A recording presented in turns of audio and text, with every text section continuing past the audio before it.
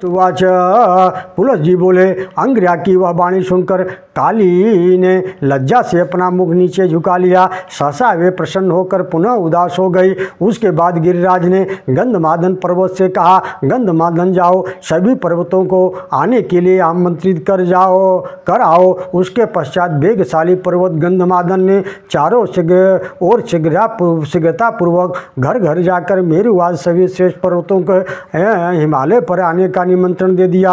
वे सभी पर्वत कार्य की महत्ता समझकर शीघ्रता से आ गए और स्वर्णमय आसनों पर उत्सुकता पूर्वक बैठ गए। ये सभी प्रमुख पर्वत छोटे छोटे अन्य पर्वत ऋषिगण को प्रणाम कर सभा में बैठे। उसके पश्चात उन गिरीश ने अपनी भार्या मीना को बुलाया। कल्याणी भामिनी अपने पुत्र के साथ आई। उन साध्वी ने ऋषियों को प्रणाम करके कहा, समस्त ज्ञानियों से अनुज्ञा लेकर वे पुत्र के साथ बैठ गई। नारद जी इसके बाद सभी पर्वतों के बैठ जाने पर अनुमति लेकर उक्त के अभिप्राय विज्ञाता महाशैल ने मधुर वचन कहा। हिमवान ने निवेदन किया, उपस्थित सज्जनों, ये पुण्यात्मा सप्तऋषि भगवान शंकर के लिए मेरी कन्या की याचना कर रहे हैं। शंकर के लिए कन्या देने का प्रस्ताव है। आप लोग निवेदन करें। आप लोग ही मेरे पति ज्ञाति बंधु हैं। अपनी बुद्धि के अनुसार परामर्श दें। आपके मत का उल्लंघन कर मैं कन्या का दान नहीं करूंगा, अतः आप लोग उचित परामर्श दें।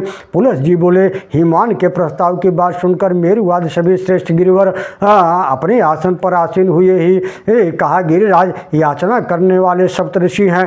त्रिपुरासुर का वध करने वाले शंकर वर हैं। हे शैलराज, इस काली को आप उनके लिए प्रदान करें। जामाता हम लोगों के मन पसंद हैं। उसके बाद मीना ने अपने पति से कहा, हे शैलेंद्र, मेरी बात सुनिए। पितरों की आराधना करने के बाद उन देवों ने इस कन्या को मुझे इसलिए दिया था कि भूपति शिव द्वारा इससे जो पुत्र उत्पन्न होगा वह दैत्येंद्र महिष एवं तारका का वध करेगा। मीना तथा पर्वतों की इस प्रकार कहने पर हिमवान ने अपनी कन्या से कहा, पुत्री, अब मैंने तुझे शंकर को दे दिया।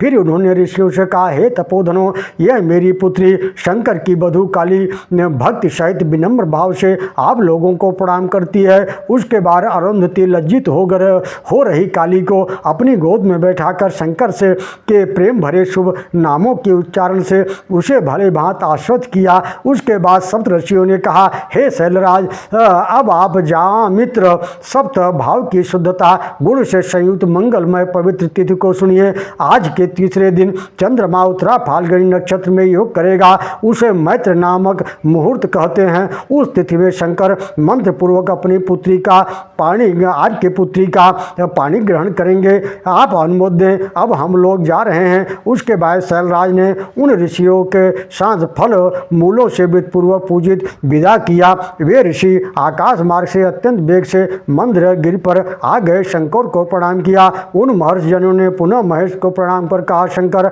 आप वर हैं एवं गिरिजा वधू हैं। ब्रह्मा के साथ तीनों लोग आप धनवान शिव का इस रूप में दर्शन करेंगे, ऐसी सबकी लालसा है। उसके बाद शंकर ने प्रसन्न होकर क्रमानुसार अरुंधति के साथ सप्त ऋषियों का विधिपूर्वक पूजन सत्कार के भली भांति पूजन होकर सभी ऋषि देव मंत्राएं करने चले गए। फिर ब्रह्मा, विष्णु, इंद्र, सूर्य आदि देवता शिव का दर्शन करने आए। पुलस जी कहते हैं, महर्षि, वहां जाकर शंकर को प्रणाम करने के बाद वे लोग शंकर के गृह में प्रविष्ट हुए। उन्होंने नंदी आदि का स्मरण किया। फलतः वे सभी आकर शंकर को प्रणाम करने के बाद बैठ गए। देवगणों से घिरे खुली जटा वाले शंकर जी वन में सर्ज और कदम के मध्य प्रौरयुक्त बरोह वाले बट वृक्ष के समान सुशोभित हो रहे थे। ओम नमो भगवते वासुदेवाय। नमो भगवते वासुदेवाय। सज्जनों, अभी इस अध्याय में हिमालय पुत्री उमा का भगवान शिव के साथ विवाह है और बाल खिल्लियों की उत्पत्ति की कथा है। पुलस जी बोले, शंकर ने विष्णु का आलिंगन किया। ब्रह्मा को सिर झुकाकर कुशल समाचार पूछा। अन्य देवों को देखकर उनका आदर किया। वीरभद्र आदि एवं पशुपतिगण जय देव कहते हुए मंदराचल में प्रविष्ट हुए। इसके बाद भगवान शिव वैवाहिक विधि संपन्न करने के लिए देवताओं के साथ महान कैलाश पर्वत पर गए। तत्पश्चात उस महान पर्वत पर कल्याणी देव माता अदिति अदिति सुरभि सुरसा एवं अन्य स्त्रियों ने शीघ्रता से शंकर का श्रृंगार किया। गले में मुंडमाला धारण किए, कट में व्याघ्र चर्म, कानों में भ्रमर के समान नीले काले सर्प का कुंडल, कलाई में महान सर्पों की रत्न रूपी कंकड़ पहने, कंठ में हार, बाहुओं में भुजबंद, पैरों में नूपुर धारण किए, सिर पर ऊंची जटा बांधे, ललाट पर गोरोचन का तिलक लगाए हुए भगवान शंकर वृषभ पर विराजमान हुए। शंकर के आगे अपनी सवारियों पर बैठे उनके गण, उनके और उनके पीछे अग्नि आदि देवता बारात लेकर चल दिए। शंकर की बगल में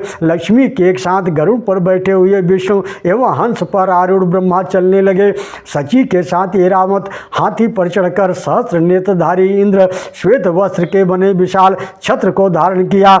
नदियों में श्रेष्ठ यमुना कश्यप पर सवार होकर, सरिताओं में श्रेष्ठ सरस्वती भी हाथी पर आरूढ़ होकर, कामचारी 6 ऋषियाँ ऐरावत के समान मत वाले हाथी पर चढ़कर पृथ्वीदक अनुलेपन लेकर चला। गंधर्व मधुर स्वर से गाते एवं किन्नर बाजा बजाते हुए शंकर के पीछे पीछे चले। नृत्य करती हुई अप्सराएं शूलपाणि त्रिलोचन देवेश की स्तुति करते हुए मुनि एवं गंधर्व मंगलमयी वर यात्रा में चले। एकादशता कौकोट्यो रुद्राणाम तत्र वैधु द्वादशैवादि ये नामष्टो कोष्ठो वसुनपि असंख्यातानि यूथानि यक्ष किन्नर रक्षसाम अनुजरुमहेशानं विवाहाय समाकुलः। ततः क्षणेन दिवेश क्षमाधारधिपते स्थलं संप्राप्य स्वान् गमनं शैलाकुञ्जरस्तास्तमा। ऋषिशतम 11 कोटि रुद्र, 12 कोटि आदित्य, 8 कोटि वसु, 67 कोटि गण एवं 24 कोटि ऊर्ध्वरेत ऋषियों ने ये भी साथ ही प्रस्थान किया। महेश के पीछे यक्ष किन्नर राक्षसों के अनगिनत झुंड विवाह के लिए उत्साहपूर्वक चले।